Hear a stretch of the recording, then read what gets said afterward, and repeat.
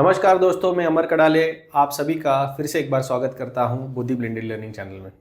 दोस्तों, आज हम लोग इकोनॉमिक्स का एक टॉपिक जो पढ़ने वाले हैं, it is use to calculate the demand, the changes in the demand, और वो टॉपिक है इलास्टिसिटी ऑफ डिमांड। ठीक है, तो चलिए शुरू करते हैं फटाफट। हम लोग इलास्टिसिटी ऑफ डिमांड पढ़ने के लिए इलास्टिसिटी ऑफ डिमांड पढ़ने से पहले हम लोग देखेंगे concept of elasticity of demand. Concept of elasticity demand से भी पहले हम लोग शुरू करेंगे what is elasticity. So elasticity is the term indicates responsiveness of a one variable to a change in the other variable. क्या बोल रही है, ये समझाने के लिए मैं आपके लिए दो एग्जांपल लेके आया हूँ। दो फ्रूट्स है या हम लोग बोल सकते हैं वेजिटेबल्स है, that will clearly explain us what is the mean by elasticity. जैसे कि एक हम लोग ले लेते हैं टोमेटो और दूसरा ले लेंगे पोटैटो। अभी आपको क्या करना है, घर में आप एक एग्जाम्पल कर सकते हो, प्रैक्टिकल कर सकते हो। एक हाथ में टोमेटो लेना है, एक हाथ में पोटैटो लेना है, and you have to apply the similar amount of force on both of them. क्या करना है, दोनों को हाथ से दबाने की कोशिश करनी है। क्या होगा, एक पर्टिकुलर फोर्स के बाद टोमेटो स्क्वीज हो जाएगा, फूट जाएगा और उसमें से जूस बाहर आना लगेगा। लेकिन पोटैटो के साथ कुछ भी नहीं होगा, उसका शेप भी चेंज नहीं होगा शायद, और कुछ भी नहीं होगा क्योंकि वो हार्ड रहता है। लेकिन टोमेटो के साथ क्या होगा, उसका शेप चेंज हो जाएगा और वो फट जाएगा। ठीक है, यहाँ पे क्या हो रहा है, देखो एक वेरिएबल क्या है हमारा फोर्स, और दूसरा क्या है potato either the tomato, and we are trying to calculate how much amount of force going to change the shape of the tomato either the potato. आप समझ रहे हो, यही चीज हमको यहाँ पे करनी है बट विद द डिमांड। इसीलिए हम लोग देखेंगे what is mean by elasticity of demand. So, the elasticity of demand refers to the degree of responsiveness of a quantity demanded to a change in its price or any other factor। अभी यहाँ पे वापस आ रहा है और any other factor। any other factors में क्या क्या आ रहा है, income, price of the substitute goods, price of the complementary goods, population, taste, preference, habits, climatic condition, taxation and number of factors etc etc। यहाँ पे आ रहा है वो है अदर फैक्टर्स। तो हम लोग यहाँ पे इस चैप्टर में क्या कोशिश करेंगे बच्चों, हम लोग देखेंगे कि प्राइस, इनकम या अदर फैक्टर्स जो भी चेंज होने की वजह से कितना परसेंटेज, कितना डिग्री ऑफ डिमांड चेंज हो रहा है। आप समझ रहे हो मैं क्या बोलने की कोशिश कर रहा हूँ। सो इन अदर वर्ड्स इसका एक फॉर्मूला भी आता है। What is the formula, elasticity of demand is equal to percentage change in quantity demanded divided by percentage change in the price. यह है उसका फॉर्मूला, और उससे हम लोग कैलकुलेट करने की कोशिश करेंगे कि क्या इलास्टिसिटी ऑफ डिमांड है इसके बारे में। ठीक है, अभी देखेंगे डेफिनेशन।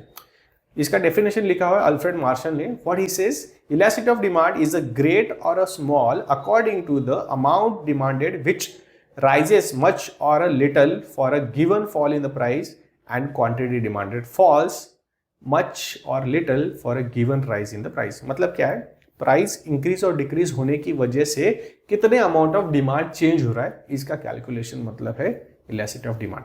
ठीक है, तो हम लोग आगे चल के देखेंगे what is mean by elasticity of demand is a technical term which describes the responsiveness of a change in quantity demanded to a fall or rise in the prices. क्या कर रहा है, कितने अमाउंट ऑफ क्वांटिटी चेंज हो रहा है अगर हम लोग प्राइस कम कर रहे हैं या फिर हम लोग प्राइस बढ़ा रहे हैं, ये कैलकुलेट करना मतलब इलास्टिसिटी ऑफ डिमांड है।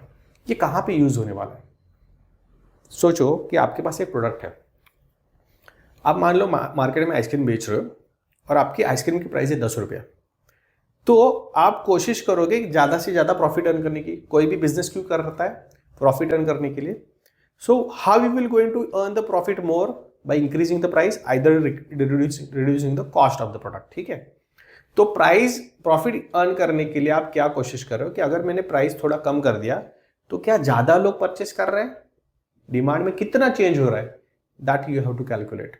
अगर मैं प्राइस बढ़ा के मेरा प्रॉफिट ज्यादा करने की कोशिश कर रहा हूं तो प्राइस इंक्रीज करने के बाद what amount of quantity is going to reduce, कितने लोग कम परचेस करेंगे, और मैं कैलकुलेट करूंगा कि which situation is better for me to earn more and more profit.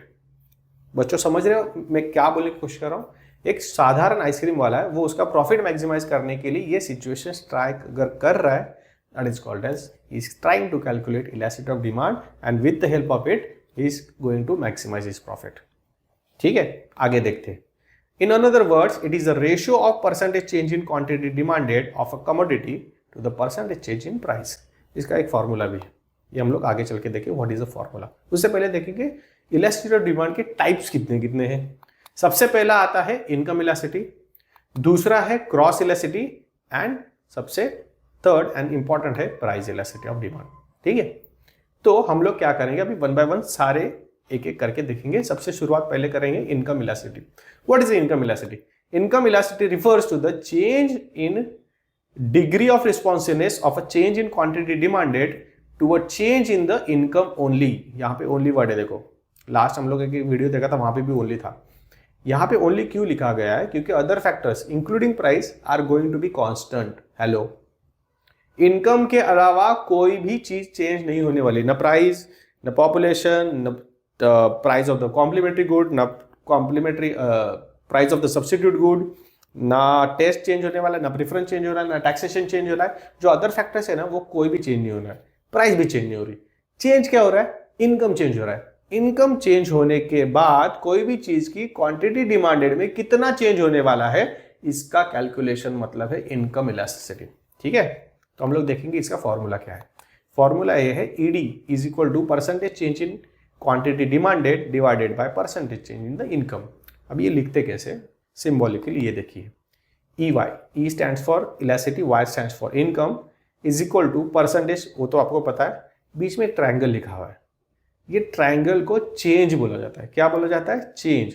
Percentage change in Q, Q stand for quantity demanded, ऊपर लिखा है वही फॉर्मूले में, यही यहाँ पे सिंबॉलिकली लिखा है, डिवाइडेड बाय परसेंटेज, ट्रायंगल मतलब change in income, Y stand for income. देखिए, E stand for elasticity, Y stand for income, Q stand for quantity demanded, again Y लिखा हुआ है, Y stand for income. Triangle represent for change, percentage तो आपको पता ही है। ये symbolically लिख के यहाँ पे अमाउंट डाल के हम लोग कैलकुलेट कर सकते हैं what is the income elasticity. ठीक है, अभी इनकम इलास्टिसिटी वापस तीन पार्ट में डिवाइडेड है। कौन से तीन पार्ट है? ये है पॉजिटिव इनकम इलास्टिसिटी, दूसरा है नेगेटिव इनकम इलास्टिसिटी, और तीसरा है जीरो इनकम इलास्टिसिटी। क्या है मैं बता देता हूं। पॉजिटिव इनकम इलास्टिसिटी हम लोग किसको बोल सकते हैं? Whereas the normal goods, जो नॉर्मल गुड्स होते हैं उनके साथ क्या होता है पता है कि अगर हमारा इनकम बढ़ जाता है तो हम लोग नॉर्मल गुड ज्यादा से ज्यादा कंज्यूम करने की कोशिश करते हैं। तो आप बोलोगे सर बाकी क्या है नॉर्मल गुड से? नहीं, मैं आपको एग्जांपल बताता हूं, फिर आपको एग्जैक्टली समझ में आएगा कौन से है नॉर्मल गुड। एज्यूम करो कि आपके पापा घर आए शाम को, उनके पास एक खुशखबरी है। वो है कि वो आपके आके बता रहे कि बच्चों आज मेरा प्रमोशन हुआ है और मेरी सैलरी इंक्रीज हुई है, और आज से आप क्या करोगे? आइसक्रीम खाना कम करोगे। हेलो, कोई भी पापा ऐसे आके बोल सकता है क्या? उल्टा क्या बोलेंगे कि बच्चों आज मेरी सैलरी इंक्रीज हो रही है, आज से आप हफ्ते के एक के बजाय 2 आइसक्रीम खाओगे, राइट? या बोल सकते एक के बजाय 2 चॉकलेट खाओगे, बराबर? यही हो सकता है। जैसे कि एज्यूम करो कि आप में से कुछ बच्चों को पॉकेट मनी मिलता होगा कि आपके महीने का ये पॉकेट मनी, उसमें आपको सब कामकाज चलाना है, जो भी है इसी में देखना है, आपको जो खाना है, जो पीना है, जो खर्चे है, वो सब इसमें देखने हैं। तो एज्यूम करो कि आपका पॉकेट मनी है 3000 रुपीज़ पर मंथ, और कुछ चीज़ हुई है और पापा खुश होकर बोले बच्चा आज से तेरा पॉकेट मनी 4000 रुपये महीना कर दूंगा। 1000 rupees has been increase in your pocket money, what we will do? अगर आप महीने की 5 या 10 आइसक्रीम खा रहे हो, आप इंक्रीज करोगे, अरे पैसा अभी ज़्यादा है, अभी ज़्यादा खा सकते हो। चॉकलेट खा रहे हो, चॉकलेट ज़्यादा खा सकते हो, पानी पूरी ज़्यादा खा सकते हो, फ्रैंकी ज़्यादा खा सकते हो, मोमोज ज़्यादा खा सकते हो, कुछ भी जो चीज़ आपको पसंद है, you will try to consume more of it. Why? Because there is increase in income. ये नॉर्मल गुड्स है, इसके साथ हम लोग क्या करते हैं, एज इनकम इंक्रीजेस हम लोग उसको ज़्यादा खरीदने की कोशिश करते हैं। Are you getting me? इसको बोलोगे पॉजिटिव इनकम इलास्टिसिटी। अभी दूसरा देखते हैं। दूसरा क्या था? Negative income elasticity. ये कौन से गुड्स है भाई? ये है इंफीरियर गुड्स। इंफीरियर गुड्स के साथ ऐसे ही होता है, जैसे हमारा इनकम इंक्रीज होता है हम लोग बोलते नहीं यार अभी थोड़ा इनकम इंक्रीज हुआ है, अभी ये नहीं करेंगे, दूसरा कुछ तो खाएंगे। नॉर्मली क्या होता था, मैं जब छोटा था तो हमारी कंडीशन थोड़ी गड़बड़ थी। बहुत लोग मैं देखता हूँ रोज जो आजकल कि जिनका इनकम कम होता है ना, they try to purchase very low cost products, मतलब सस्ते से सस्ता खरीदने की कोशिश करते हैं क्योंकि पैसे बचाना है उनको, किसी और चीज़ के लिए पैसे बचाना है। तो ऐसी सिचुएशन में क्या होता है, पैसे बचाने के लिए इनकम कम होने की वजह से वो क्या करते हैं, हल्के क्वालिटी के गुड्स खरीदते हैं, जैसे कि ये ऑनियंस है, थोड़े आपको हल्के क्वालिटी खराब लग रहा है, लोग यही खरीदते हैं, उनको निकाल के कट करके साफ करके जो अच्छा पार्ट है वो यूज़ करके वो लोग खाना बनाते हैं। लेकिन जैसे ही उनकी इनकम बढ़ेगी वो क्या करेंगे, ये खरीदेंगे, बोलेंगे नहीं अभी हम लोग अच्छा इनकम अर्न करने लगे, अभी ये नहीं खरीदेंगे। People try to reject this product, इसी प्रोडक्ट को बोलते हैं इन्फीरियर प्रोडक्ट। ऐसे ही होता था पहले आपको बता देता हूँ कि मैं जब छोटा था, बहुत सारे लोग हैं ना मेरे आसपास के वगैरह, रेशनिंग दुकान से चीज़ें लाते थे। रॉकेल तो सबको लाना ही पड़ता था जिससे कि स्टोव चलता था, आजकल तो वो मिलता ही नहीं है, हम लोग सब सिलेंडर और गैस यूज़ करने लगे, तो रॉकेल लाना पड़ता था। रॉकेल के साथ साथ लोग चावल खरीदते थे वहाँ से, गेहूँ खरीदते थे। ऐसे नहीं कि आज नहीं मिल रहे, आज भी मिलते हैं, आज भी लोग खरीद रहे हैं। बट इनकम इंक्रीज होते ही लोग क्या करते, वो परचेस करना कम करते। क्यों? क्योंकि वहाँ के चावल ऐसे रहते थे, राइट। अभी रेशनिंग की दुकान पे आपको इंडिया के बासमती तो कोई देगा नहीं, बेसिक नेसेसिटी गुड्स वहाँ पे मिल रहा है, तो यहाँ पे ऐसे चावल मिलते। तो जैसे ही इनकम इंक्रीज होता था लोग क्या करते थे, वो खरीदना बंद करते थे और अच्छे से अच्छे चावल खरीद के खाने की कोशिश करते थे। तो इसको बोलते हैं सर इन्फीरियर गुड्स। ये क्या कर रहे हैं लोग, जैसे इनकम इंक्रीज हो रहा है उनका, ये खाना अवॉइड कर रहे हैं और वो अच्छा प्रोडक्ट खरीदने की कोशिश कर रहे हैं। मतलब क्या है, as income increases people reduces the consumption of inferior good, तो इसको बोलते हैं नेगेटिव। इनकम इंक्रीज होने के बाद जो प्रोडक्ट की कंजम्पशन कम हो रही है उसको बोलेंगे नेगेटिव इनकम इलास्टिसिटी। ठीक है, इसके बाद हमारा थर्ड क्या था, जीरो इनकम इलास्टिसिटी। मतलब ये कौन से गुड है, ये नेसेसरी गुड्स है। ऐसे कभी हुआ है क्या कि कोई बंदा आके बोला है आज से मेरी सैलरी बढ़ गई है, आज से मैं क्या करूंगा, मेडिसिन डबल खाऊंगा, ऐसे कोई बोला है? नहीं। या ऐसे कोई बोला होगा कि आज से हमारी सैलरी डबल हो गई है, आज से हम लोग डबल सॉल्ट खाएंगे? नहीं ना। ये दोनों भी चीज़ें ना नेसेसिटी गुड्स है, आवश्यकता के अनुसार ही हम लोग यूज़ करते हैं। आपने देखा होगा बहुत सारे फूड चैनल्स, ब्लॉगर्स है, वो क्या करते हैं, नमक के साथ मसाले के साथ बताएंगे, 1 चम्मच नमक, 1 चम्मच गरम मसाला, 1 चम्मच किचन किंग मसाला, 1 चम्मच हल्दी, 1 चम्मच धनिया पाउडर, 1 चम्मच जीरा पाउडर, ये सब बताएंगे। लेकिन सॉल्ट का जब टाइम आएगा क्या बोलेंगे, स्वादानुसार। क्यों? गड़बड़ नहीं होना चाहिए, इसलिए आपको जितना पसंद है, जितना जरूरत है आपको, उसके हिसाब से ही लो। वही होता है नेसेसिटी गुड्स के साथ। क्या होता है, इनकम बढ़े या कम हो जाए, इनकम बढ़ गया तो कोई बोलता है आज से मैं ज़्यादा सॉल्ट खाऊंगा, नहीं। कम हो गया तो बोलता है कि नहीं यार अभी इनकम कम हो गया, आज से हम लोग सॉल्ट थोड़ा कम कर देते, नहीं। This is the necessity goods. Price income के इंक्रीमेंट से या इनकम के डिक्रीज से इसके ऊपर कोई भी फर्क नहीं पड़ता है, इसीलिए इसको कहाँ पे लिया हुआ है, जीरो इनकम इलास्टिसिटी। नेक्स्ट देखते हैं क्रॉस इलास्टिसिटी। ठीक है, अभी क्रॉस इलास्टिसिटी मतलब क्या है, it refers to a change in quantity demanded of a one commodity due to the change in the price of other commodity. मतलब एक की डिमांड चेंज हो रही है, किसकी वजह से, दूसरे प्रोडक्ट की प्राइस की वजह से। अब ये दूसरा प्रोडक्ट क्या हो सकता है, एक तो कॉम्प्लीमेंट्री प्रोडक्ट हो सकता है या तो सब्स्टिट्यूट हो सकता है, दोनों भी दूसरे हैं, जिसका मेन प्रोडक्ट की डिमांड के ऊपर असर पड़ सकता है। अभी हम लोग क्या करेंगे, इसका फॉर्मूला देखेंगे। What is the formula, cross elasticity demand is equal to percentage change in quantity demanded of good A divided by percentage change in the price of the good B. ये उसका फॉर्मूला है। ए की price quantity change हो रही, क्यों, क्योंकि B ने अपनी प्राइस चेंज कर दी। ये बी क्या हो सकता है, कॉम्प्लीमेंट्री भी हो सकता है, सब्स्टिट्यूट भी हो सकता है, दोनों भी चलेंगे। दोनों के साथ यही होने वाला, क्रॉस इलास्टिसिटी अफेक्ट करेगी, it will get into the position कि वो काम करेगी उस वक्त। ठीक है, सिंबॉलिकली इसको कैसे लिखेंगे, EC, E stand for elasticity, C stand for cross elasticity. Cross is equal to percentage, delta मतलब क्या बोला था, change in what, quantity of A, ऊपर लिखा है फॉर्मूले में, यही हम लोग सिंबॉलिकली लिख रहे हैं, divided by percentage change, delta triangle मतलब change, into price of B. ये होगा उसका सिंबॉलिक रिप्रेजेंटेशन। ठीक है, अभी देखेंगे क्या है क्रॉस इलास्टिसिटी। इसके भी 3 टाइप पड़ते हैं, कौन से इसमें आएगा, वापस वही पॉजिटिव क्रॉस इलास्टिसिटी, दूसरा कौन सा आएगा, नेगेटिव क्रॉस इलास्टिसिटी, तीसरा कौन सा आएगा, जीरो क्रॉस इलास्टिसिटी। चलो एग्जांपल देखते हैं। पॉजिटिव में कौन आएगा, सब्स्टिट्यूट गुड्स आएंगे। सब्स्टिट्यूट गुड्स के साथ क्या होता है मैं आपको बता देता हूं। सब्स्टिट्यूट के लिए हम लोग कौन सा एग्जांपल लेते हैं, मुझे पता है आपके दिमाग में क्या होगा, चाय या कॉफी, बराबर। हर बार वही नहीं लेना, बोर हो जाएंगे। क्या लेंगे, कोक और पेप्सी।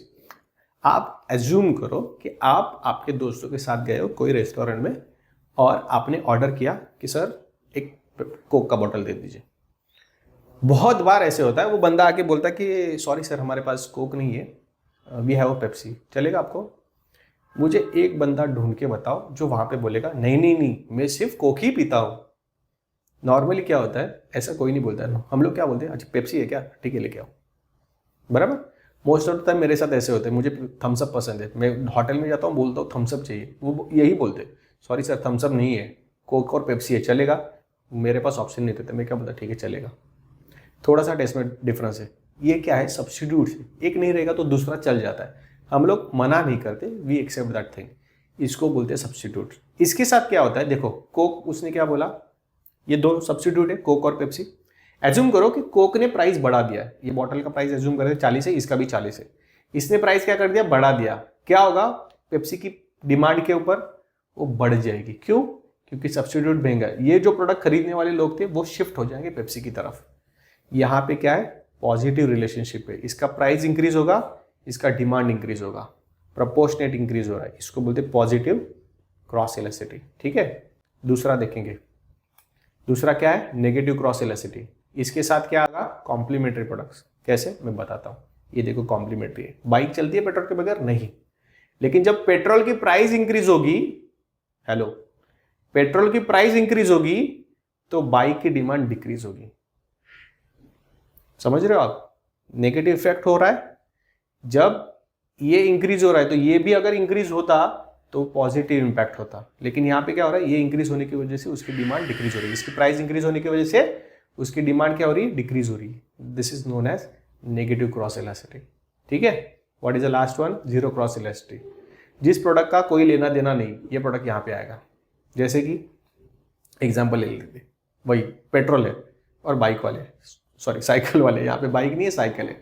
पेट्रोल की प्राइस इंक्रीज हो जाए डिक्रीज हो जाए, साइकिल वाले बोलेंगे भाड़ में जाओ, हमको क्या करना है, हमें लेना देना नहीं है, हमें सिर्फ हवा से मतलब है, हवा डालो साइकिल में चलाओ, हमें उससे कुछ लेना देना नहीं है। अंडरस्टैंड? तो इसकी प्राइस और इंक्रीज या डिक्रीज हो जाए कोई फर्क नहीं पड़ने वाला है बाइसिकल वालों के लिए। इसको हम लोगों ने क्या बोला है, जीरो क्रॉस इलास्टिसिटी। चलिए तीसरा वाला टाइप हमारा बचा हुआ, वो देखते हैं, प्राइस इलास्टिसिटी।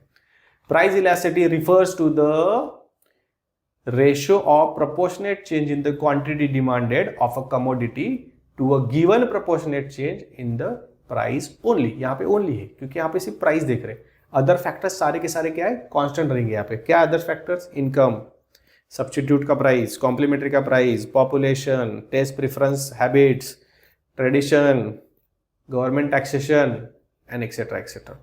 ये सारे क्या रहेंगे, कांस्टेंट। क्या चेंज होने वाला है, प्राइस। प्राइस की वजह से क्या चेंज होने वाला है, डिमांड। और कितना होने वाला है वो हम लोग क्या करेंगे, कैलकुलेट करेंगे यहाँ पे।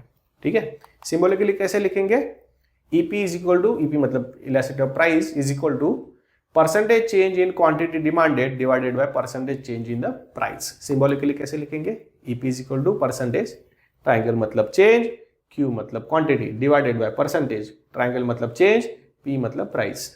ये है सिंबॉलिकली, और उसके साथ हम लोग सॉल्व करेंगे। जब हम लोग मैथमेटिकल एग्जांपल्स देखेंगे अगले वीडियो में तो मैं आपको इसके डिटेल में एक्सप्लेन करूंगा, फॉर्मूला कैसे आएगा, क्या होगा, हाउ टू सॉल्व इट।